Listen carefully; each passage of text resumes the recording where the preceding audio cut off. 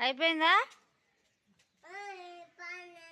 అయిపోయిందా కుళ్ళు చూసినావా ఏంది పైన ఉందా కూర్చు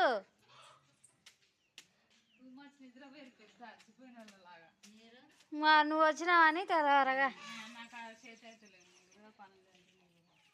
ఇది అది మొత్తం ముగ్గురు వచ్చిన నేను రానే మీరు నిద్రపోయారని చెప్పిన అమ్మమ్మ వచ్చి చెప్పింది ఇంట్లో అర్థం తీసుకొని బయటికి వచ్చి చూసి అక్కడికి తీసుకొని ఇంకా పూజ చేస్తున్నాడు. గజ్జల సౌండ్ వచ్చిందండి అందుకే నాకు పూజ వచ్చినట్టు అక్కడ కాక నీళ్ళు తాగినా వామిటింగ్ వస్తుంది.